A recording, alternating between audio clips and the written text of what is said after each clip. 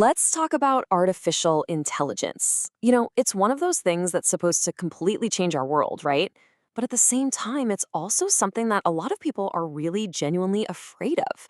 So today we're going to dig into that weird paradox. How can something be a top national priority and a top public concern at the exact same time? And let's just start with a number that gets right to the point. 63%. A recent Fox News poll found that 63% of Americans are either extremely or very worried about AI.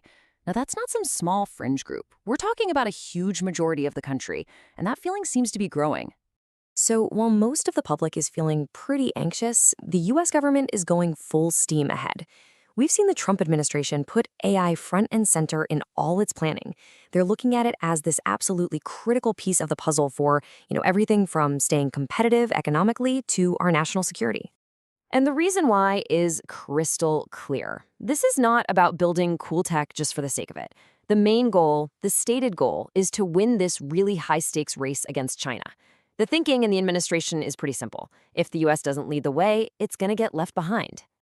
Okay, but this is where it gets really, really interesting. You've got this massive gap between the government's ambition and how everyday people are feeling. And this gap gets even wider, almost comically so, when you look at the public mood in the country the US is racing against, China. I mean, this chart just lays it all out. Here in the United States, concern is clearly the main vibe. That's 63% of people who are worried just towers over the 38% who are excited about AI. It's a huge anxiety gap. And here's the wild part. An expert in our source materials says the situation in China is the exact opposite. So while Americans are all worried and concerned, the feeling in China is supposedly super optimistic. So what gives?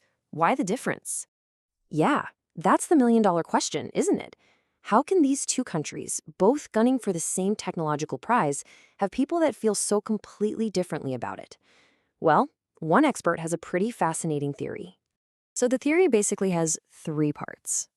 First, in China, the story around AI is pretty much controlled by the government, and they're pushing this very positive, optimistic message. Second, Americans, on the other hand, well, we tend to take a little longer to warm up to new tech. We're a bit more skeptical at first.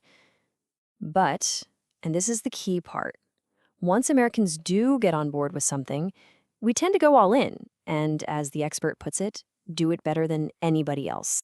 So what's actually driving all that initial American worry? Well, it really just boils down to one very fundamental, very personal question that cuts through all the talk about geopolitics. What is this going to mean for my job? This right here, this is the fear that was mentioned in the source material, and it's the little voice in the back of so many people's heads right now.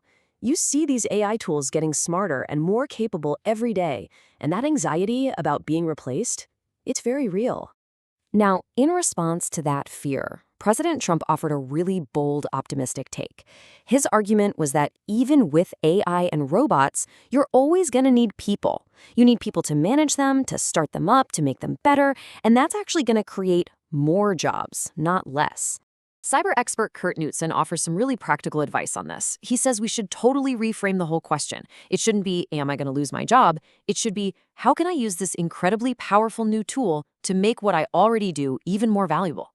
It's a total mindset shift from fearing replacement to focusing on enhancement. But even if the US completely figures out the whole jobs question, there's another giant roadblock in this AI race. It's this critical weak spot in the global supply chain that could honestly mess the whole thing up. Okay, let's just break this down because it's a really big deal. Really powerful AI needs a ton of energy, and all that energy requires a massive supply of advanced batteries.